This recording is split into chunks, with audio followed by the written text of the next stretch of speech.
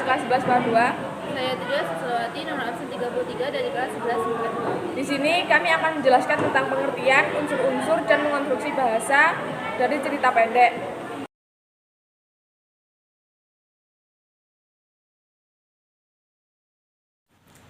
Nah, di sini kelompok kami akan membahas tentang cerita pendek yang berisi pengertian, unsur-unsur, dan mengonstruksi sebuah cerita pendek.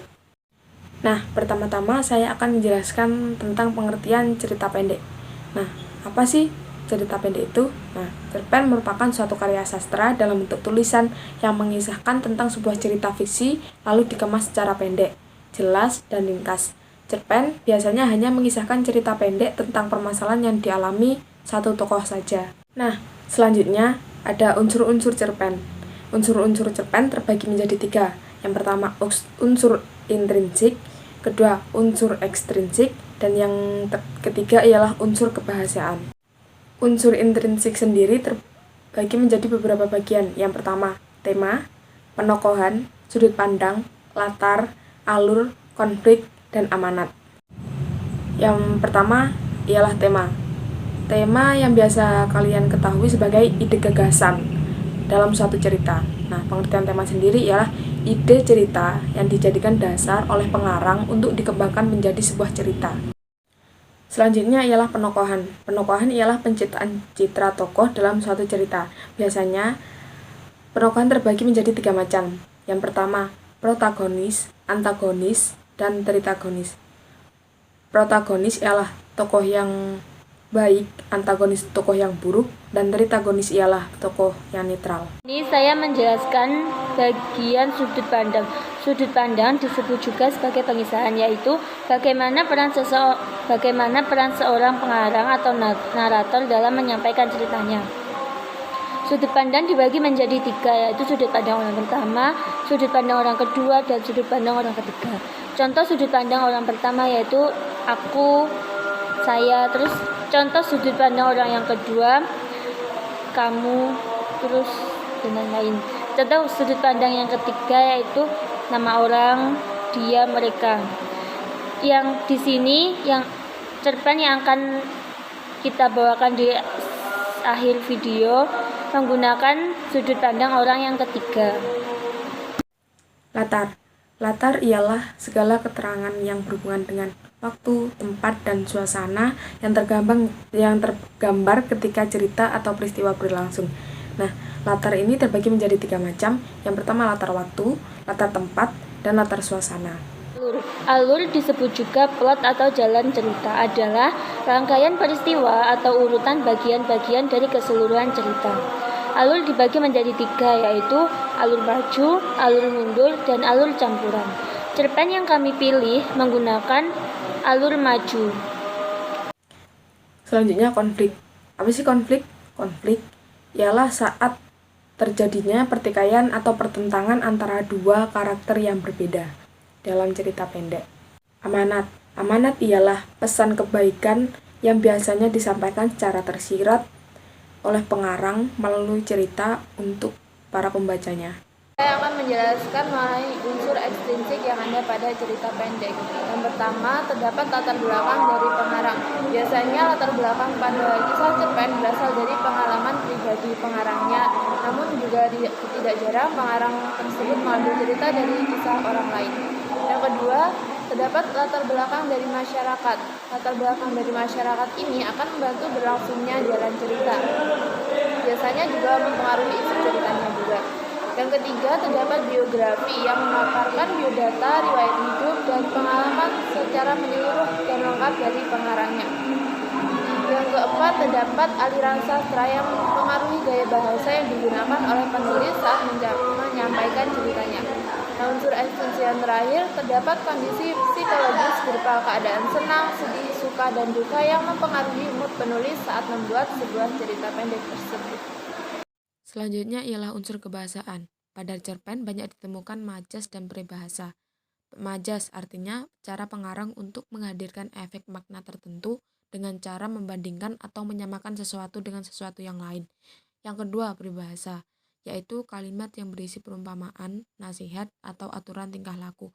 Contoh dari peribahasa ialah berat sama dipikul, ringan sama dijinjing, yang artinya pekerjaan yang berat akan cepat selesai atau lebih ringan jika dikerjakan secara bersamaan. Dan yang terakhir saya akan menjelaskan tentang cara mengonstruksi cerita pendek atau langkah-langkah membuat cerita pendek. Yang pertama ialah menentukan tema, kedua mengumpulkan bahan, ketiga menyusun kerangka, keempat mengembangkan kerangka, dan yang terakhir ialah memberi judul. Nah, kali ini saya akan membacakan sebuah cerita pendek yang berjudul Mimpi Sang Dara. Pagi menjelang saat seorang gadis yang biasa dipanggil dengan nama Dara mulai menyiram air untuk membuat segelas teh panas. Dara ialah gadis yang hidup dengan sejuta mimpi di dalam sebuah rumah berdinding tinggi. Dara merupakan gadis yang tumbuh di dalam keluarga berkecukupan, bahkan bisa dibilang sangat kaya. Namun sayangnya, Dara tidak bisa menopang tubuhnya sendiri tanpa menggunakan bantuan kursi roda, sehingga merasa diacuhkan bahkan saat berada di istana mewah tersebut. Kedua orang tua Dara selalu mengacuhkannya karena merasa tidak ada yang bisa diharapkan dari gadis dengan kursi roda tersebut. Sementara kakaknya mungkin saja malu mempunyai adik dengan kondisi seperti Dara. Setiap hari Dara hanya menghabiskan waktunya di dalam kamar dan sesekali mengarahkan kursi rodanya menuju arah taman. Gadis yang berusia 17 tahun tersebut sangat senang untuk menggambar di taman guna menghilangkan pikiran buruknya yang menyesali keadaannya. Suatu pagi Dara jatuh dari kursi rodanya, namun tidak ada seorang pun di dalam rumah tersebut mendekat untuk menolongnya. Rasa kecewanya terhadap hal tersebut membuat Dara memiliki kekuatan untuk menggerakkan kursi rodanya ke arah taman kompleks, berniat menenangkan diri. Saat sedang terisak di taman, tiba-tiba Dara dihampiri oleh seorang gadis seusianya dengan kondisi yang sama. Gadis tersebut mengulurkan tangan untuk Dara dan mulai menyebutkan namanya, yaitu Hana. Mereka berdua mudah sekali akrab, mungkin karena keduanya saling mengerti kondisi masing-masing. Tiba-tiba Hana berkata, "Dara, ingatlah bahwa tidak ada seorang pun di dunia ini yang terlahir sia-sia. Mungkin kita tidak bisa berdiri tegak layaknya manusia lain, tapi kita masih punya hak untuk merasakan bahagia. Cobalah untuk menerima dirimu sendiri, Dara." Lalu akhirnya gadis itu berpamitan pada Dara. Semenjak pertemuannya di taman dengan Hana, Dara mulai merenungi kata-kata yang diucapkan oleh gadis tersebut. Dara berpikir bagaimana ia bisa seutuhnya menerima dirinya ketika orang di dekatnya tidak mendukungnya sama sekali. Dara mencoba mencerna perkataan dari Hana secara perlahan, meskipun seringkali ia menangis ketika teringat kenyataan bahwa ia hanyalah seorang gadis yang diacuhkan. Hal yang dipikirkan oleh Dara adalah bagaimana ia bisa mewujudkan mimpinya dengan kondisi tersebut. Mimpi Dara adalah menjadi seorang pelukis yang karyanya bisa dipajang di dalam pameran besar. Hal yang dilakukan Dara untuk memulainya adalah rajin membuat lukisan. Kesibukan tersebut juga dilakukan Dara untuk tidak memikirkan mengenai dirinya yang selalu diajukan dan mulai memahami perkataan Hana. Perlahan mimpi sang Dara mulai terwujud saat diam-diam ia sering memposting lukisannya melalui media sosial. Hingga suatu hari ada seseorang datang ke rumah Dara untuk menemui gadis itu guna mengajaknya untuk bergabung di dalam sebuah pameran lukisan. Kedua orang tua Dara terperangah mendengar ucapan pria tersebut, sebab tidak menyangka bahwa Dara si gadis kursi roda bisa menghasilkan karya lukisan yang indah.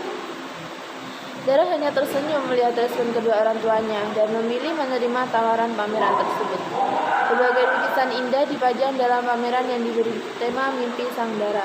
Orang tua Dara menghadiri pameran tersebut dan merasa terharu atas pencapaian putri yang selama ini diajukannya. Sementara Dara merasa lega bisa menerima keadaan fisiknya dan memanfaatkan apa yang dimiliki. Nah, itu tadi contoh cerita pendek yang sudah saya bacakan. Nah, itu tadi presentasi dari kelompok kami. Jika ada yang ingin ditanyakan, silahkan berkomentar. Kurang lebihnya mohon maaf. Wassalamualaikum warahmatullahi wabarakatuh.